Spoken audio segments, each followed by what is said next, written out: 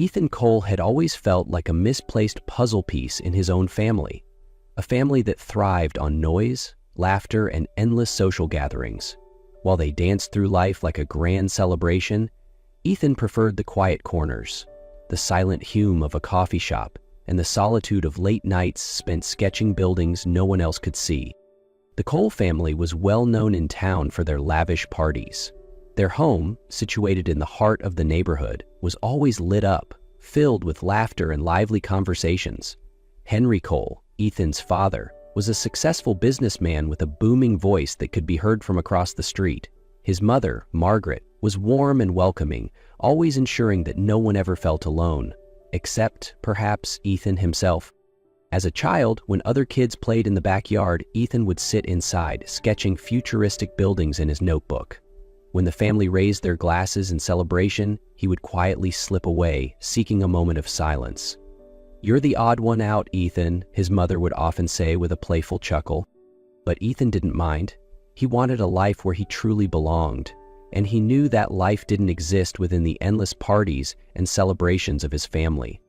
Ethan always knew that to find the peace he longed for, he had to leave.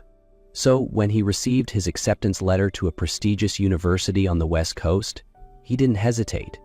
It was the perfect chance to escape the endless parties, forced social interactions, and find a place where he truly belonged. Arriving in the new city felt like stepping into another world. There were no noisy gatherings, no expectations to fit in. Here, he could exist on his own terms, without judgment. His first apartment was small but tidy, decorated in neutral tones with only the essentials. He spent most of his time in the library or in quiet coffee shops, sketching for hours without interruptions. Influenced by his mother, Ethan once dressed in bright, cheerful colors, but now his wardrobe had shifted to muted tones, black, gray, deep blue, colors that finally felt like him. As he connected with fellow architecture enthusiasts, Ethan realized he was growing in ways he never could back home. He was no longer the odd one out in the Cole family. Here, he was simply himself. 4 years of college passed in the tranquility he had always craved. Looking back, Ethan believed he had finally escaped his family's shadow. He thought he would never have to return. But life has a way of changing even the things we think are certain. Ethan never thought he'd return to the town he grew up in. But when a top architecture firm offered him the position of lead designer for a major project, he couldn't refuse. It was a rare career opportunity, a significant step forward that he had worked years to achieve. However, the thought of being back near his family made him hesitate.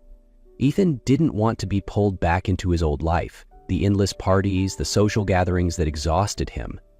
So instead of moving back home, he rented a small apartment in the town center.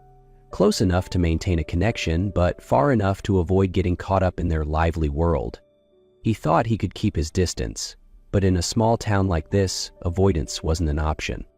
One morning, Ethan woke up with a severe stomach ache. With no other choice, he reluctantly visited his Uncle Mark's clinic. He planned to get in and out quickly, but while waiting for the elevator in the office building, a rushed voice called out behind him. "Wait, please hold the door." On instinct, Ethan reached out to stop the doors from closing.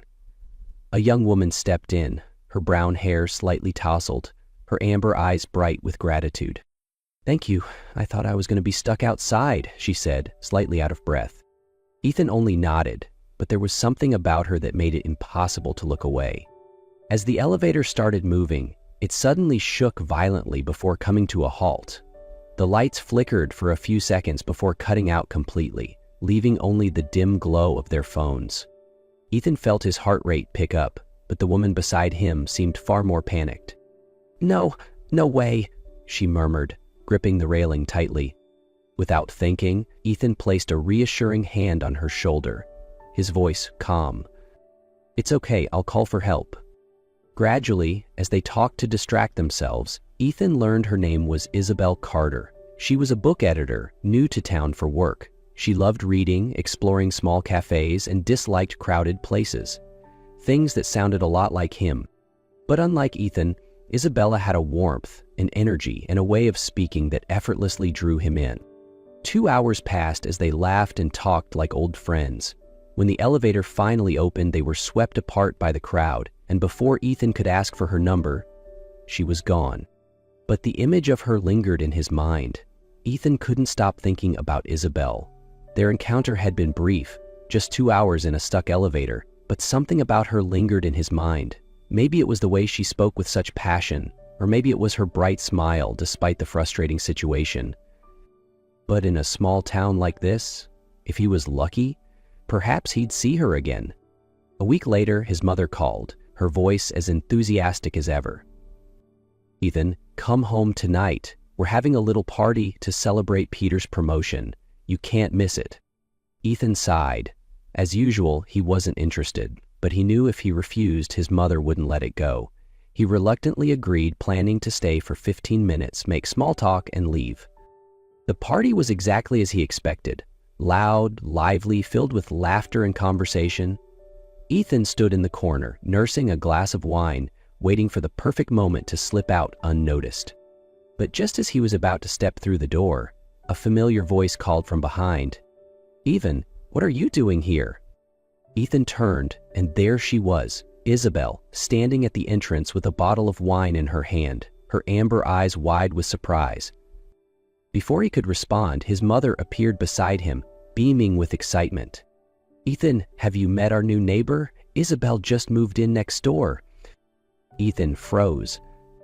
He had thought their elevator encounter was just a fleeting moment, but now she was standing right in front of him, in the very house he had once been so eager to escape.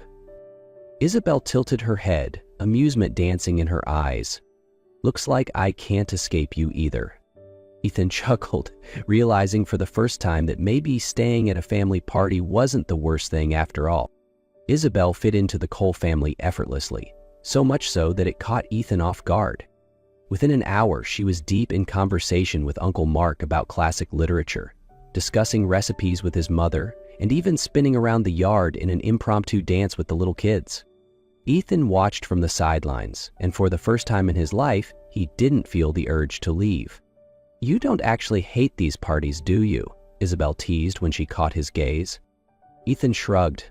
"I'm just not used to them."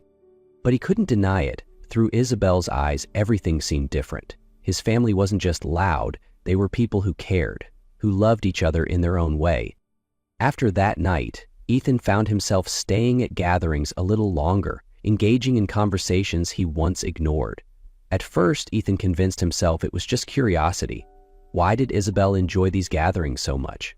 Why did she fit in so effortlessly while he felt like an observer? But the more he watched, the more he saw what he had spent years ignoring.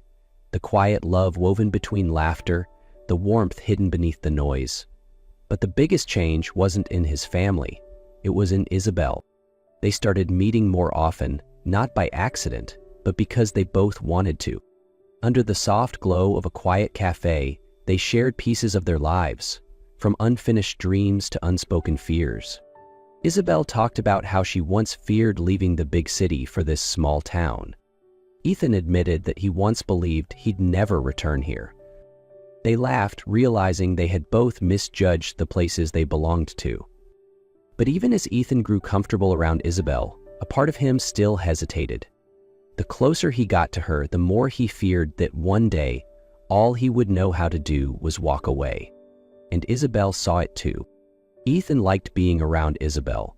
With her, he felt a sense of ease he had never known before, but that very feeling unsettled him. A part of him still believed that getting too close to someone would only lead to loss. One evening, as they walked through town, Isabel suddenly turned to him. "Do you want to go on a weekend trip with me and a few friends? Just a short getaway to a beach town." Ethan froze, unsure how to respond. The thought of a trip with a group of people, a group of friends he didn't know, made him uneasy. "I'm busy," he said, his voice hesitant. Isabel looked at him for a long moment before giving a small, knowing smile. "You're always busy." Ethan could tell she was disappointed, but he said nothing more.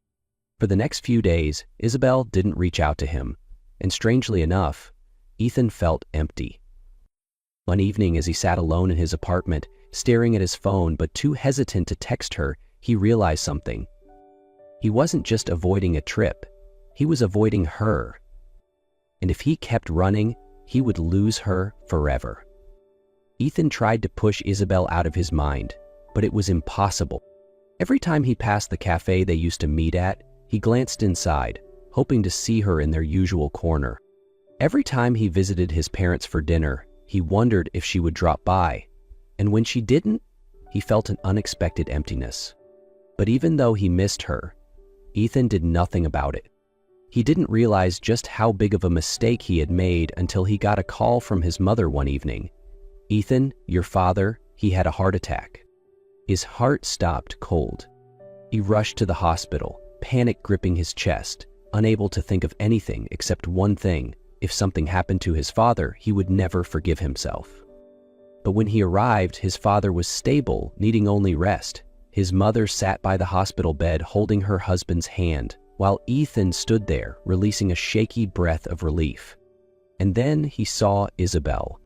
She was talking to his mother, as if she had been part of the family all along. Ethan froze. He had kept his distance, trying to protect himself from attachments. But Isabel, she had never run away. She had been here, standing beside his family, even when he wasn't. For the first time, Ethan asked himself, "What have I been so afraid of?" When his father drifted to sleep, Isabel stepped out into the hallway and Ethan followed. She turned to face him, her amber eyes not angry anymore, just patient and a little sad. "You're late, Ethan." Ethan took a deep breath. "I know." He met her gaze, and for the first time he spoke the truth. "I was scared of belonging somewhere, scared that if I loved someone too much, I'd lose them. But then I realized, the more I ran, the more lost I felt." Isabel was silent for a long moment. Then she smiled softly, "Then stop running." And for the first time in his life, Ethan didn't want to run anymore.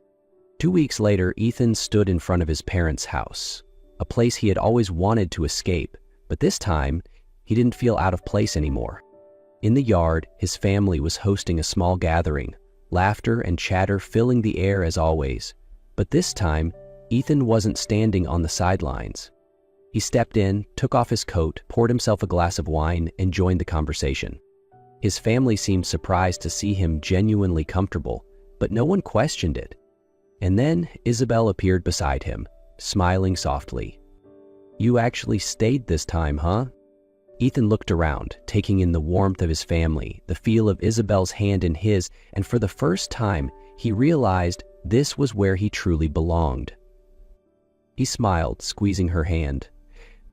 "Sometimes happiness isn't about escaping, it's about embracing what's always been yours."